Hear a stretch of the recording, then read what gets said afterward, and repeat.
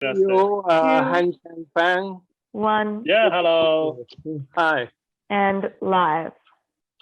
Hello, everybody. This is again Segal Talks. My name is Frank Henschker. I'm the executive director of the Segal Center here at the Graduate Center CUNY in New York City, which is a ghost town. Everything is closed. Theaters are closed. Clubs are closed. Restaurants, so many places around the world. And we decided to create the Segal Talks so we know what questions these situation poses for artists, and how can we create meaning in this time, and also, what can artists do to create a meaning. And we need, as always, to listen to them. I think we also need to find a space to really think what is happening and to process, as we are so overwhelmed with everything. We had our start yesterday of our talks. The great Taylor Mack and Kristen Martin from the Here Art Center in New York talked about their new initiative, which is that brilliant idea of Taylor to have a kind of a Netflix for performing artists. People pay $10 as subscriber-based, support artists who will be commissioned to do work, and people can go then online and see up to 50 different artists creating something. We said yesterday already, Brecht said we all need new theater for new times we live in, and he did theater for the children of the technological age. We entered the digital age.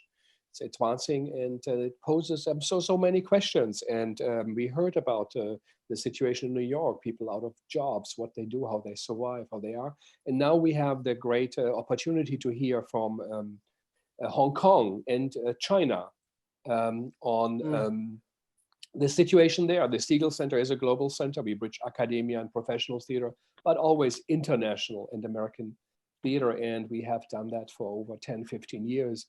And now we have with us here Shuyi Liao, a choreographer from Beijing. We have Hanchen Feng from Beijing, and Mok Chiu Yuhas from Hong Kong, who has been an activist for a very, very long time.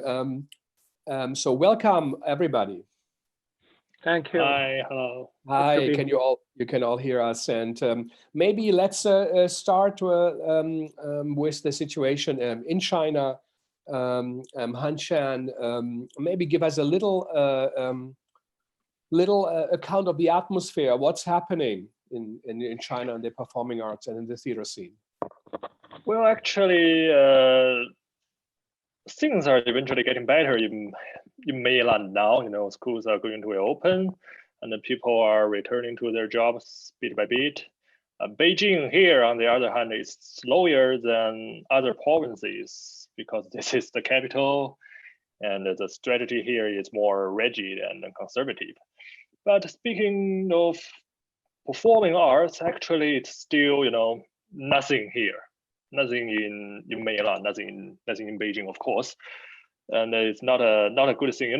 For theater people, it's not just a pose. I heard someone said, the pose button has been pressed, but it's not just a pose. It's a totally shut down, because theater people in Beijing, there are a lot of them are just independent artists.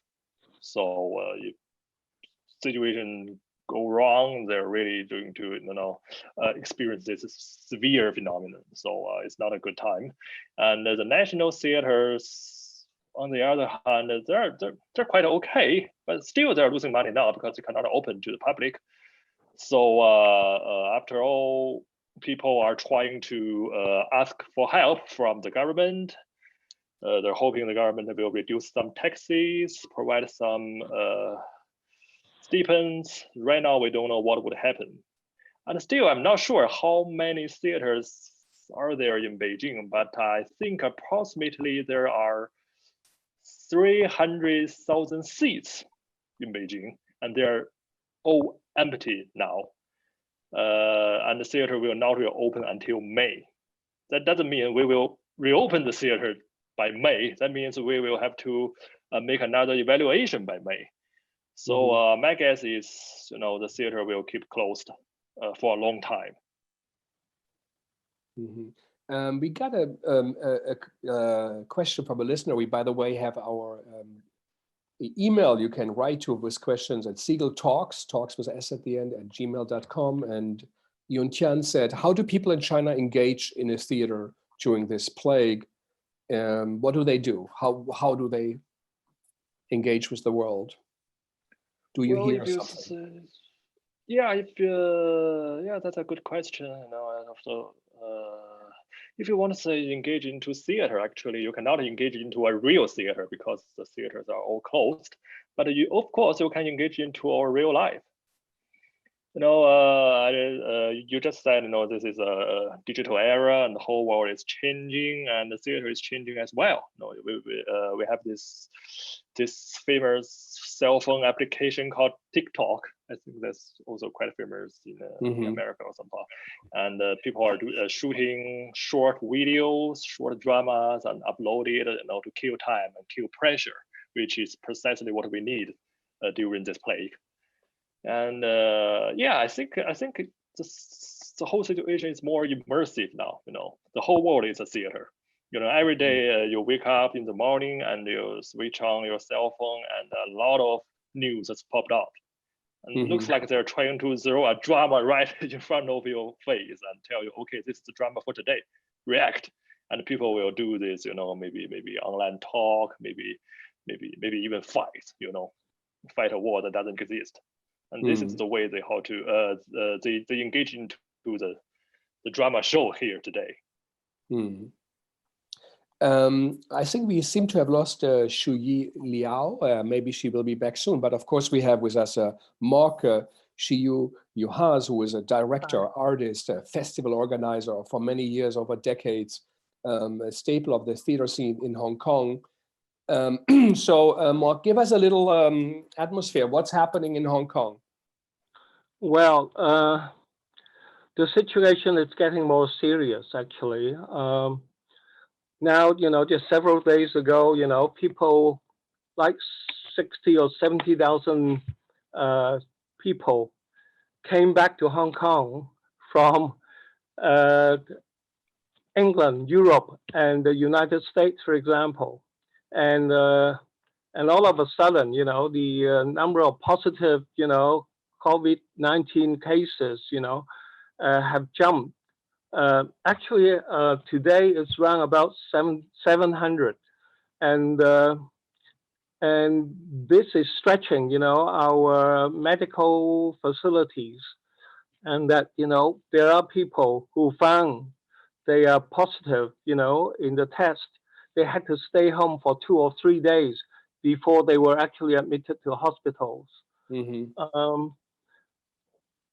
But we haven't closed down everything. Actually, a lot of restaurants are still open, except that over the weekend, the government has decided, you know, that people should not gather together in more than 4, actually. Yeah. You can, 4 of you, you know, can go to a restaurant.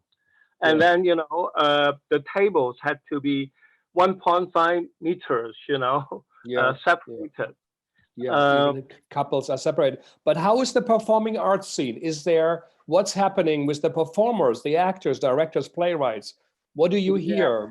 How do you stay in contact, and what's? Well, actually, there are still people rehearsing, and there are people who are thinking, that May can be okay for performances. Right now, of course, the government once again closed down all its theater and its sports playground, recreation centers, and so on. And all the cinemas are to be closed or have been closed. So theater people, you know, they, well, all the international tours and exchanges had to be stopped, you know. We canceled, for example, our Hong Kong Arts Festival.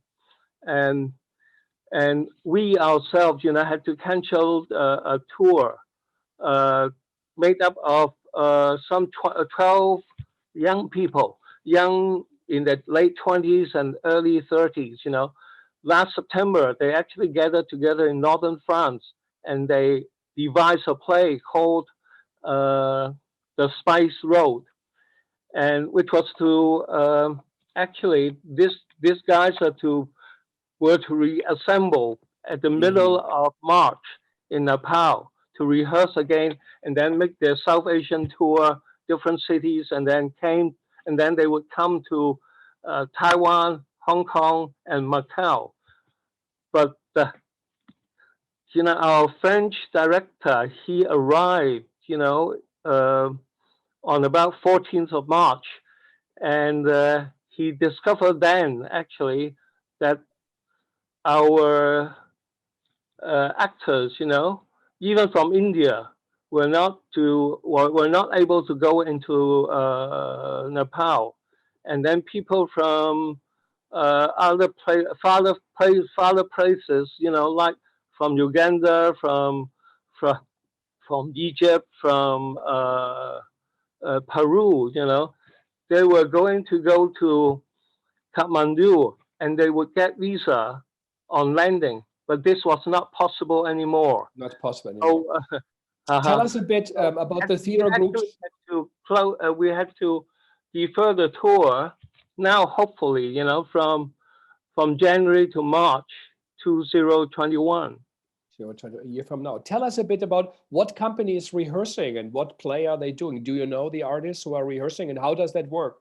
They have a rehearsing studio and they can stay together in a larger group? Yeah. They stay they can work, our offices are open, our workplaces, are open for work. And even if there are more than 4 people, you are not liable to be prosecuted. But one thing very interesting actually is that the Chinese University of Hong Kong, which runs a Department of Cultural Management, they were to stage Along the Edge Festival.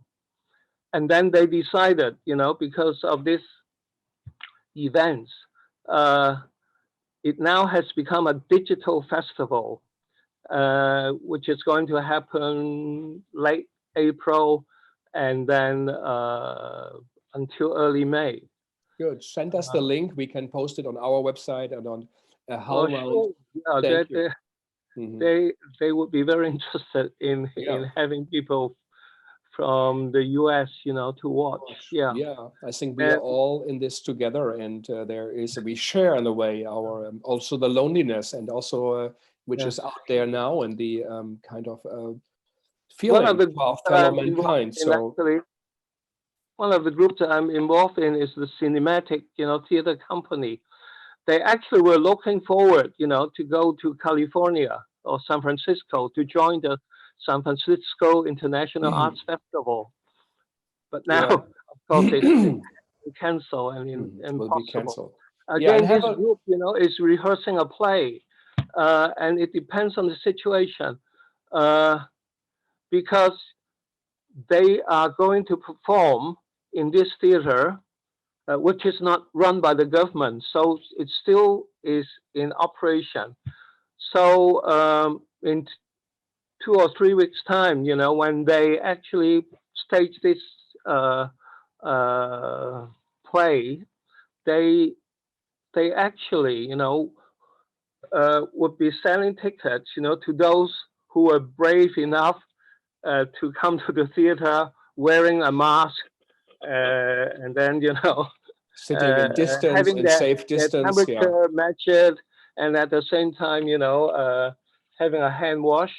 But at the same time, again, they try to engage professional people to live beam, to what's the word? Live stream. Live stream, yeah. Live stream. Yeah. And what they do is that, they manage to find a platform through which, people can pay to see that. Yeah. The live stream. You have a choice of either risking yourself at the theater, paying $200 Hong Kong, or paying $80 for the live stream show. Live stream show, great. Yeah, and also have a look at, that what Taylor Mack and Kirsten Martin in New York created. Taylor Mack mostly It's on trickleupnyc.org, that kind of Netflix model based, and I'm sure they would be interested to have views from Hong Kong, and maybe they also can look up for your side. So I hope that this will be a good enough distance between the spectators and it's safe. We all have to acknowledge realities. But let's ask Shuyi Liao. Can you hear us? Yes. Yeah, and maybe speak a tiny bit louder, or that goes up. And so from as a personal, you're a young choreographer. You are based in Beijing? Yes, I'm based in Beijing. And so tell us a bit, what is the situation? If you have earphones, it's easier to put it on or speak a bit louder so we hear you. Can you hear me now? Yeah, that's better. So my situation is like because I'm a freelancer, and many project has been canceled or postponed, rescheduled. So in this specific period of time, me personally, I already stayed at home for 2 months. So 2 months. Yeah, almost 2 months, I think. And many of my theater friends have similar life as me. It's like we live with the family or individually, and maybe do some individual practice. So what do you mean So individual practice? You dance or you rehearse? For me, for example, I focus more as my body as the only medium now available for me. So I observe myself, my movement, my daily life more, and I do some solo practice every day. So every day I have my small topic, small theme to look at. So I try to develop based on the individual body. Yeah. So what's the topic for example, today or yesterday? What is the topic you look at? For example, I look at different system of the body. Like for example, the skeletal, from the skeletal perspective, or through the fluidity of the body, or through the organ, the gland, the more inner side, or the articulate, some very small, subtle theme, or for example, very simple walking, standing. I just try to bring all the concentration more inward instead of outward. Yeah. And you rehearse in the living room or outside in the garden, or where do you do the movements? Most of the time I use the living room, and not every day, but 1 week I will go out like 2 or 3 times. So I also do some outdoor improvisation. In a park close by, or the parking lot, or just in the yard of my apartment. I tell you one very interesting thing, that's happening in Hong Kong with the dancers, whether they are professional or amateur. Actually, nowadays, everyone in Hong Kong has a mobile phone which can record. So you dance at home, okay, and you upload, the small fraction to someone who coordinates. This someone will get, the short dancing segments, all together, and she will edit all together, and then, she will put it on YouTube for everyone. And these are not just professional dancers, they can be just common people. So the invitation is to all, actually, yeah. So they have been doing this, several times already. Mhm. I just And of course, saw. go ahead, So, please. I just saw a piece from Martha Graham Dance Company, and this is actually from the video. It's like one dancer do a small piece of movement, and they try to make it together as the whole piece. So they try to do it in their living room or in the garden and in different background. So they, but the movement, the sequences can be smoothly getting together. So I just saw it today. Yeah, but Shuyi, as a question, what 2 months being in an apartment as an artist who chose dancing for movement in space to be at home, what did it do to you? What does it do to your mind, to your thinking? How do you look at the world? Mm-hmm. I found a very interesting thing is before my perspective in terms of creation is more about the style or aesthetically preference if I want to start a piece. But since the 2 months in the apartment, my perspective, my concentration, my focus change.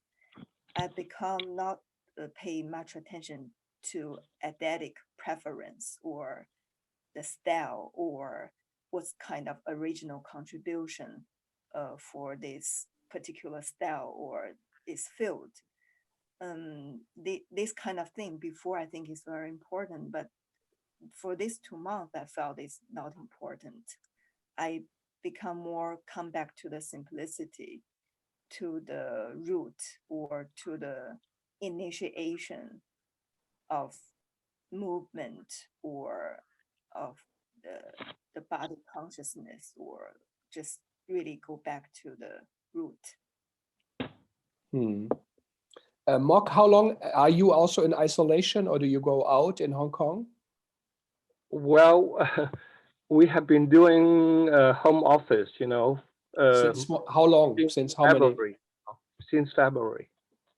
February. Quite a long time, and there's a lot of things, that can be done at home, and the artists, they can read, they can watch, things on TV and also your internet and so on. All of a sudden, actually, people are telling you, hey, it's on the online, who's Mahabharata by Peter Brook, or Einstein on the Bridge, by Robert Wilson, or all this great ballet, done by Bolshoi Ballet Company.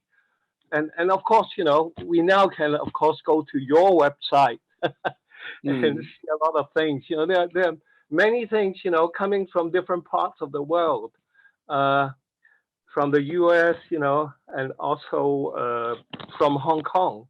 Actually, there's so much things to be done actually at home.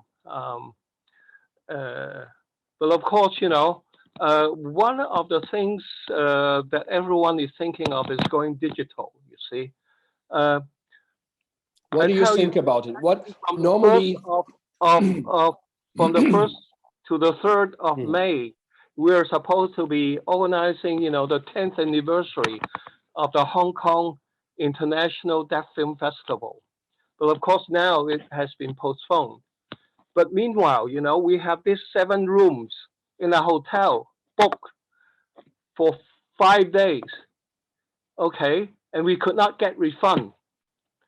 So what we are going to do is that I have invited 7 people, people who do storytelling, people who do performance art, people who do theater, people who can compose song, people who make video, and so on. 7 of them, they will stay in the hotel, taking the place of the visitors. They will stay in the hotel, and they each, will do a performance, 15 minutes for 4 days. And this will be live streamed also. Yeah. so this is kind of taking the inspiration from Decameron.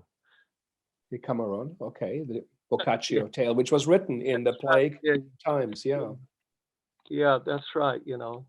Instead of 10 people telling one story for 10 days, we have 7 artists doing their own thing, 50 minutes for 4 days. And then the other thing I'm thinking of actually, in this virus, this epidemic or pandemic, make us think about that in future, we should be focused on digital creation. And I am not. I'm talking about in a communal way. All right, community. Part of what I do is community art. That means gathering people together, doing things. But in these times, how can you gather people together except in the cyberspace? So I think we can learn from the digital storying approach. We should be telling people or educating people how to use your phone, to photograph or to make films and so on, and how to transmit it through Zoom, so that you are not alone. I mean, I hear stories of people who continue to do whatever online dating. They meet new people, but they don't meet them in person. They meet them on Skype. They won't see them. Have artists done that in Hong Kong or in Beijing? A question to all of you.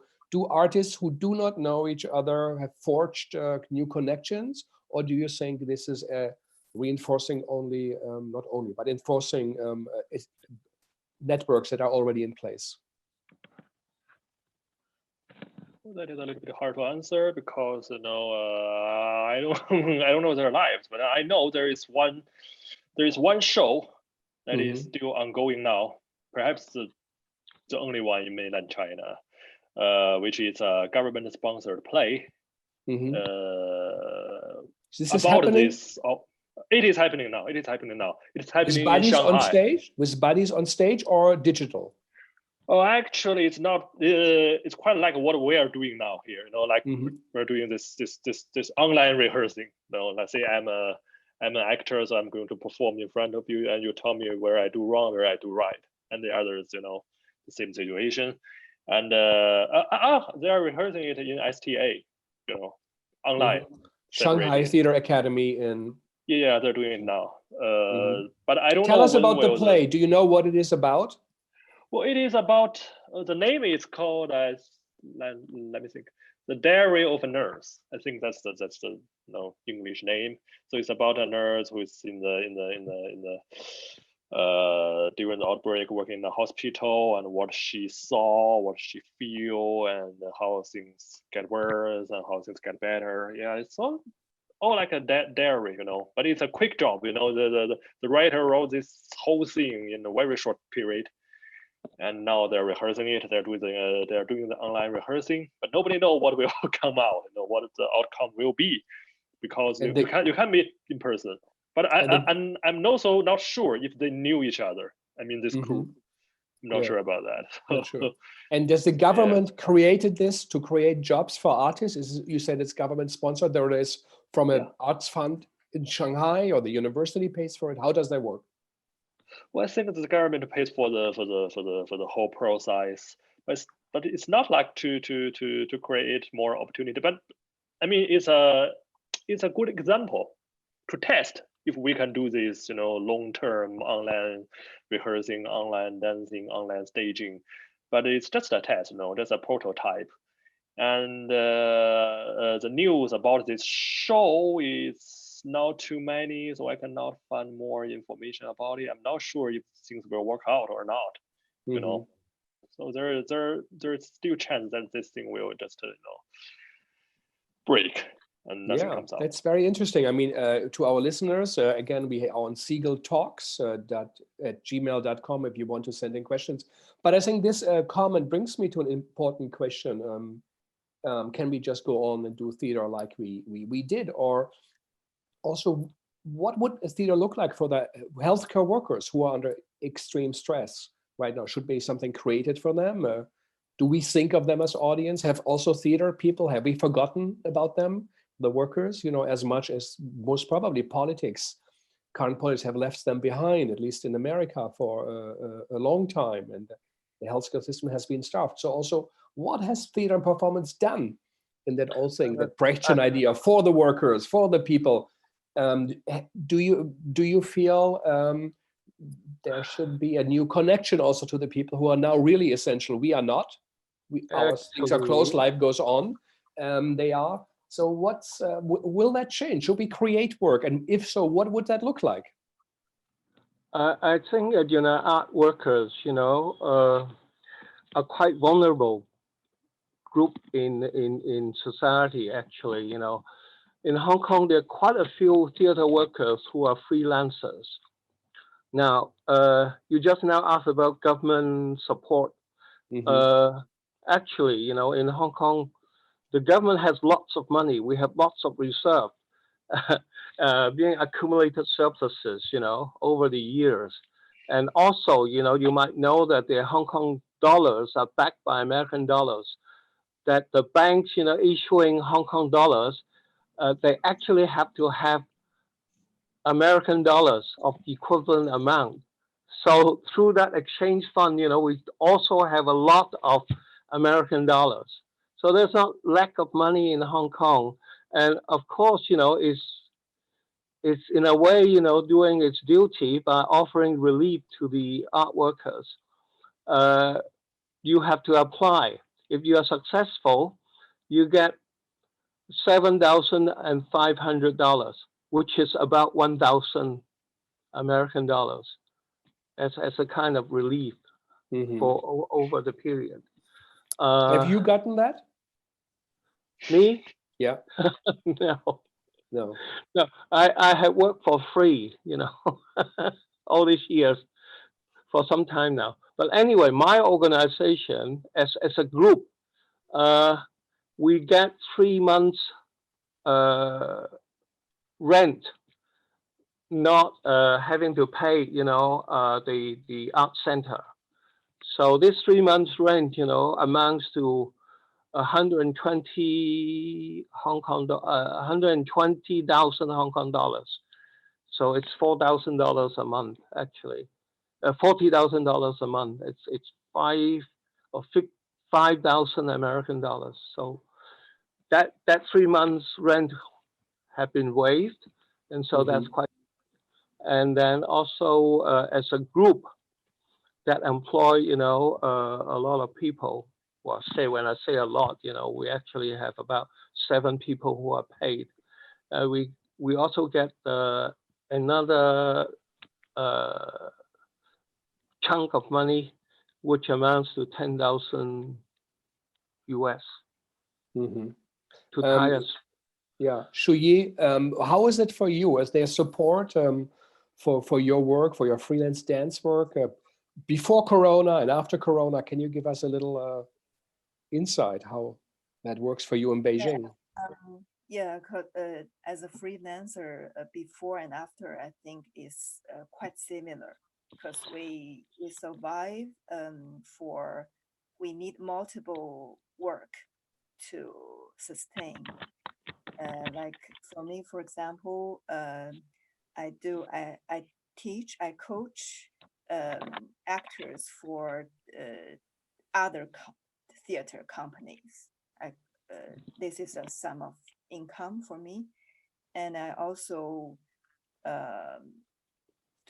I work as a performer, so I earn some money from performing for other people's piece. And in the end, I do some choreography for my own. So this part is the most not-for-profit part personally. So I have to use other sources of money to support this part of me as an independent artist. I think many independent artists have the similar situation like me. Sometimes, luckily, we can have some fund for some specific project. for example, some theater festival, but it's limited. So I think basically multiple sources. Yeah, some of us, we can get some of the funding and a little bit from teaching, a little bit from other work. So yeah, I think it's. I'm sure you are in contact, with your fellow artists, whether they are the directors or choreographers and dancers, actors. What is the mood in Beijing? What do people talk about? How do they see the situation? Are they hopeful that it will change fast? Will it be a real interruption and not just a temporary pause? What is the mood and the feeling between artists? Well, for me, because I don't really talk with too many people. But firstly, for me personally, I felt 1 month ago, I had a feeling or expectation. It's like March or April, everything will go back to the normal. But things getting changed gradually, and so far, I don't have the expectation. Like I felt it's gonna be really a long journey. So it's not like sort of go back, but it's really like it's a kind of unknown future. It's not about go back for me now. So for me, I really spend a lot of time in terms of observing instead of doing or try to figure out the solution. And I really want to find out what is the necessity to making arts. For me now becomes very important. Instead of I want to do this, I want to do that, a new project, but now I trying to figure out the necessity. What did you find so far? What is the necessity? What do you think it is? So far, first is what I mentioned before. I really felt I don't have the strong impulse as before to think about the aesthetically preference, the interesting, not very as strong as before in that level. So now I felt I would like to figure out what is the nature or what is the real resonance between different community. What is the real connection or the common resonance, some simplicity, not very fancy things, or not even artistic like, but something something simple but really hardcore, I felt.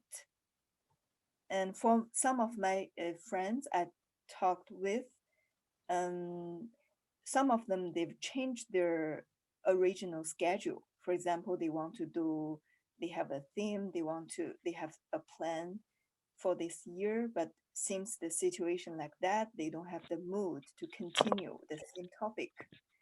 So they would rather to talk with people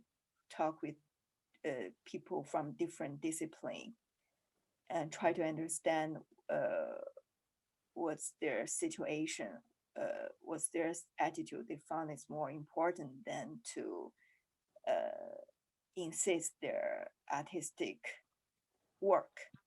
Mm-hmm. So for me, I'm also open now for this situation.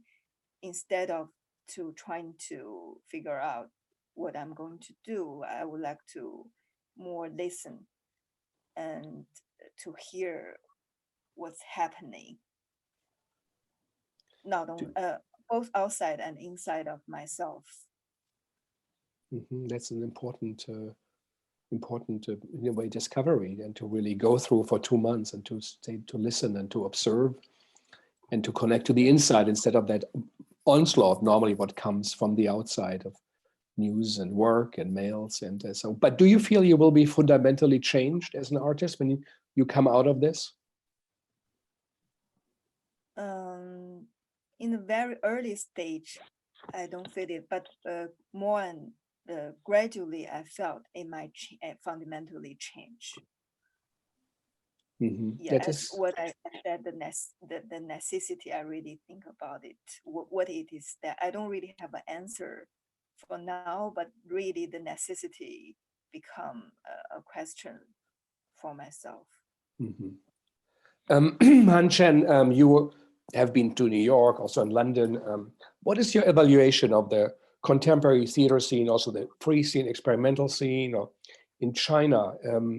Is this something that pause now will also help to reflect, to think? Do you think it was good before, or what could be different, or what could be also come out of this crisis that perhaps might change, as Shuyi said, that she will be changed. Will the theater be changed in Beijing after Corona? Will it be like it was before?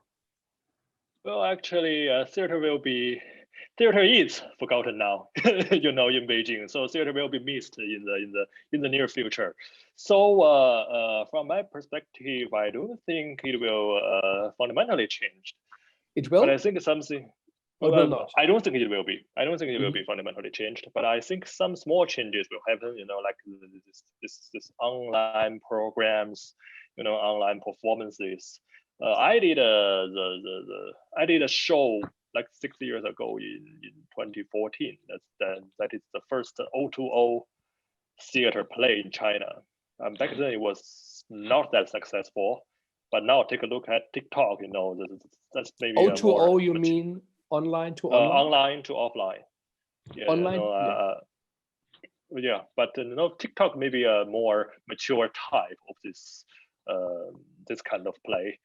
But when speaking of theater is keep changing. Theater never stops changing since Aristotle. So but theater is still theater. I mean, when the virus just gone, I'm sure it will be gone. Theater will reopen and the people will miss it. People will flash back into the theater for a certain period, and that's for sure. And for your early question, I think as far as I'm concerned, the mood around artists are quite complicated. Some of them are quite upset. Yeah, some of them are quite upset about it. Yeah. I mean, actually, a lot of them are quite upset about the situation. They're losing money, they're losing jobs. So, as a matter of fact, that they join the online fight. They try to figure things out by discussing with people. And another group, they're more peaceful in mind. They're maybe like Shuyi, because they know this is another real fight we're talking about here. The real fight is out there in the hospital, undertaken by doctors, by patients. I heard there is a nurse in Spain or Italy, I don't recall, who was just committed suicide, due to the pressure. So if you ask them, they will certainly give you a different answer. So this is another real fight. What we are reacting now is some social and cultural problems caused by the virus, like frustration, discrimination, ignorance, etc., etc. So we'll need to find a way to deal with those problems with art, with theater. I am currently working with some friends who are not so upset, who are quite positive about the situation, and we're trying to create an online program. Maybe next month, something 1 month later or so. We're trying to discuss. There's also an online discuss like this. We're trying to discuss how do we defend ourselves with theater in the plague, and that is one of positive ways to deal with the situation. Yeah, we talked about it yesterday that perhaps as a result of this crisis, that theaters or European big theaters who have ballet, opera, and drama, that there might be a new division of digital theater or digital drama that will be as a given, you know, as there will be playwriting, and there will be ballet, and there will be perhaps as a box of its own, and that often crosses over, but it will be perhaps become a mainstream what now is performed and done by experimental artists, that one day it will be that makes sense. normal to have that. What is the role at the moment? What do you think? What does the Chinese, the theater maker, perhaps also experimental man, where do they fit in society? Do you at the moment? Is that also before Corona? What is the role that art plays in contemporary Chinese society? Well, experimental theater in China has always been like the leader of this army. You know, they're trying to expand the definition of theater through the experimentations of its form. You know, and I have a friend who's really like into this cyberspace, you know, cyber show. He's doing a lot of, you know, online shows. Maybe I remember Peter Brook said, you know, in the space there are two people, one is watching and another one is walking through, and that's a theater. But he is definitely talking about a real space where we can breathe, where we can stretch our legs. But isn't cyberspace a real space now? You know, we're actually living in a cyber world. So, but I don't think it will be a mainstream, because, you know, take a look at China. We sort of defend this virus in a very short period. You know, in only 2 months, and now we barely have any domestic new confirmed cases in mainland now. So I think the tradition is still a strong stream now. The mainstream will now change in the near future. And for the avant-garde artists, they're quite in a dilemma, because, you know, if you don't act, if you don't perform yourself, you will be forgotten quickly, because you are not. I think there are many different kinds of art workers or theater workers, you know. There are people, you know, who look at, you know, art for art's sake, you know, and then, you know, there are people who want to use theater to change the world. I mean, I talked about this group of young people. They actually were to tour this piece, the Spice Road. They're not just talking about history, but they're talking about the contemporary world, what's wrong with it. They talk about refugees. They talk about, you know, democracy, revolutions in Egypt and elsewhere. So, like, for example, I have a group of performance art friends, people who do performance art, you know, and just on the 22nd of March, you know, at the equinox, spring equinox, you know, they went out to do performances in the streets. And this is supposed to be a day of international solidarity, when performance artists, you know, will actually do art pieces that supports freedom and democracy. And that's the commitment they have as performance artists in Hong Kong. So there you are. Just now you talk about workers, yeah. Workers, of course, you know, they can be workers in the Western society. The workers in Hong Kong, and there are different levels of workers. You know, some well-paid, some actually are facing the loss of their jobs. Like, for example, a lot of restaurants are closing down, and these people are out of work. And then, of course, you know, we have the homeless, who are very vulnerable at this time. And this, several hundred of them actually has been staying at night at the 24 hours McDonald's, okay, restaurants. But now the McDonald's restaurants have been closed after 6 or 8 or something, all right? Where do these people go? And the government has decided that nothing should be done or can be done. So there are other people, elderly, people who live under very crowded condition. They don't have even the money to buy masks. They don't have the money, to buy things that you're supposed to wash your hands. Right, and they right. don't have money to buy computers. So talking about digital cinema or digital theater, it's really something beyond them. Beyond that, but still, And maybe we remember all I should think about when, it. when we look at India and other parts of the poorer world, where are we? Mok, what do you have a hope? Do you have a hope for theater in Hong Kong that something comes out of this that might be good instead of just all that First of all, disaster we experience? I think a lot of artists, theater workers, they're under the present circumstances, they are undergoing some kind of reflection about their own lives, about the role of art in society, about what kind of art to be done in future.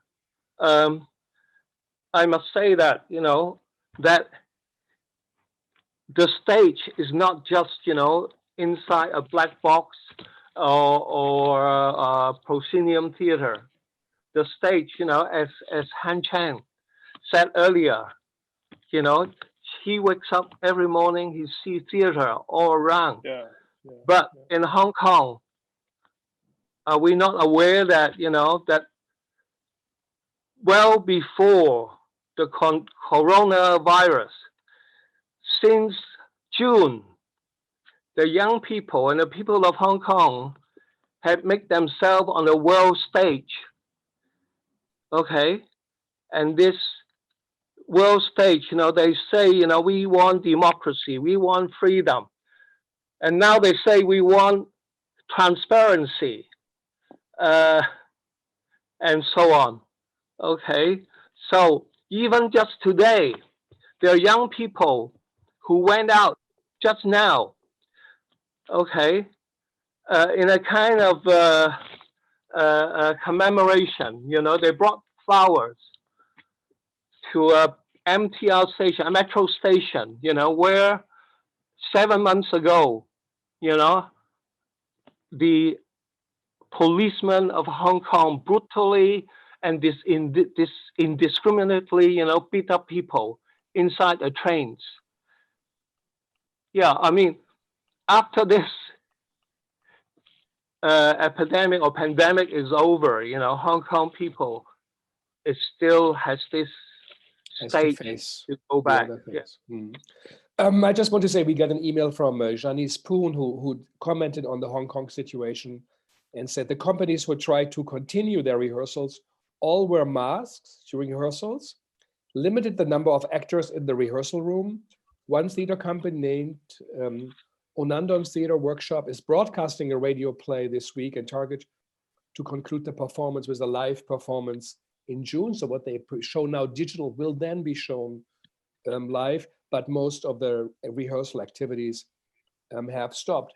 I do remember once seeing a great video about an architect studio who said instead of building the library, they were supposed to build a library in a community. They said very early on digitally, they shared the ground plans, the different plans they decided to do, the one they decided on, then the material, and then how it's going to look like. They shared the digital models, how it was constructed. And then when people in the community came to see the library, they knew the library. They were part of it in a way. So perhaps, that idea also that Hong Kong does to rehearse, to prepare, to share it.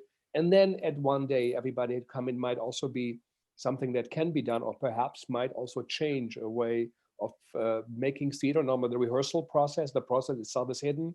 We think it's so important. Many theater artists actually say it's just a process that has to stop to finally open, something they would like to go over. But I think there are many things to explore. For you guys, to the New York community or US community or European community, what would be important for theater makers in China now? Was there something you would like to hear, would like to get help? What is of interest, and what could be done, and on something you would ask the global theater community who is listening. Surely, yeah. The Hong Kong people, they have been making contacts all over the world, and in some places they're more successful than the others, and they even got, Donald Trump to finally sign, that that legislation about human rights in Hong Kong. Mm. Anyway, do people rehearse with mask? I think so. They wear masks at workshops as well. Okay, well, the workshops, where you actually do things face to face, it only recently stopped. Okay, Mm-hmm. we wear masks, and from the very early on, we learned from what happened 17 years ago when SARS happened, and our medical doctors told us that we should wear masks. Yeah. We're really surprised that the Western people, they didn't wear at all, and then some people say that you only have to drink water and do sauna actually, and then you will be rid of coronavirus. So But that's we good do wear advice. masks. Yeah, maybe to And all the listeners or the artists, do wear masks when you go out. There's a lot of research that suggests it might help not to spread, but also not to get. Before we close down, we are close to the end. Maybe we can donate, if anybody wants to donate something to Mok's organization in Hong Kong. We will have the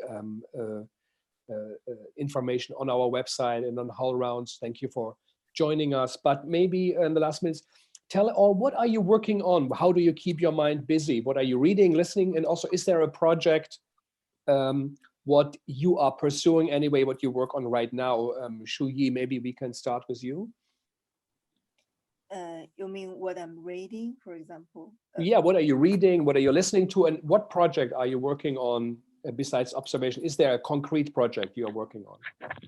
Well, basically, I'm concentrate on the body consciousness. So from different perspectives. So every day, actually, I have a schedule. It's like some books related to the fundamental foundation of the physical body, and some of the body-mind centering based practice, and some of the body consciousness philosophy. So I have different layers and perspectives to look at, to to relate to the body.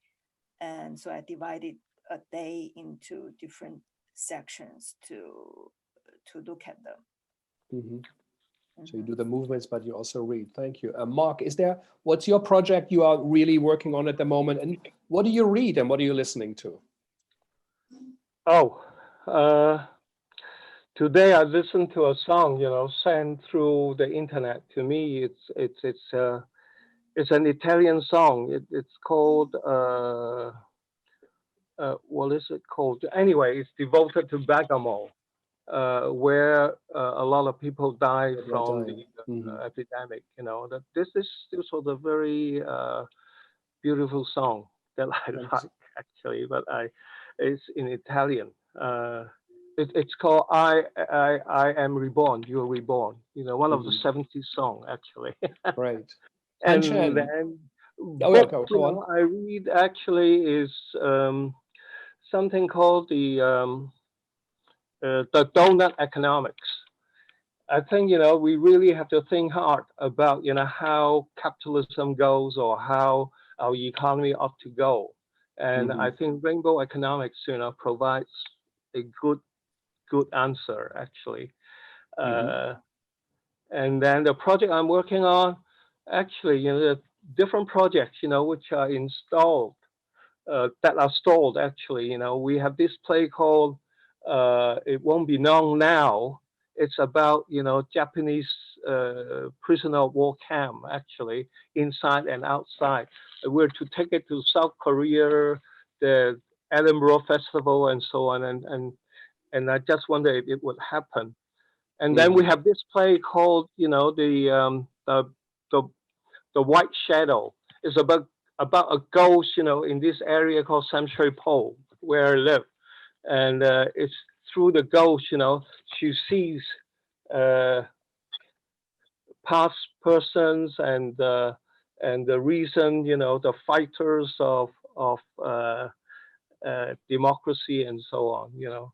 This is shown one way or the other. But then, you know, in this area, there is a temple nearby, not very far from where I live, you know, it's called Temple of the Third Prince. The third prince, you know, happened to be a deity, and he was invited to Hong Kong from somewhere in China, and he was becoming the resident god, you know, in this temple. The reason why he was invited to come to Hong Kong was because, you know, there was a plague. Okay, there was a plague at the end of the 19th century. Yeah. Amazing. So I want to do a play about that. Do a play about that. That's great. Hanchen, what's on your mind? Oh, actually, in order to prepare for the online project, I'm currently rereading Albert Camus and Artaud. You know, seems like only in the time of plague can you understand the Artaud's theory of I think Judith Miller from NYU, she once wrote, or in an exchange, she said, we all live now in Artaudian times, but we have to stay on the right side of madness and not go to the wrong side of madness. So thank you all again for coming, joining us here. This is important that we hear from Hong Kong and China. We are connected all together. We share the suffering and also the joy, I think, of being alive. And this is an important conversation. Tomorrow, please do tune in. The great Thomas Ostermeier from Schaubühne Berlin will be with us. And we have Teatro delle Albe from Italy. They are based in Ravenna. Ermana and Marco will talk about life in Italy and what it means to do. They did a big Dante project just now, 700 years after it was written. And then we have the great Toshiki Okada from Japan, who moved his family out of Tokyo after the Fukushima event, and very much the environment and is on his thinking. So I can't wait to hear what is on his mind. So again, thank you for participating and sharing your experience. And I hope to see you all in New York one day in live. So again, thank you so much. And thanks to HowlRound for hosting us, and Emerson College, and our supporters at the Segal Center, and to your listeners. I know there's lots to do, even so we are in our homes. Some have even more to do than before they feel. So thank you for taking the time to listen. Thank you. Goodbye. Thank you. Thank you. Bye.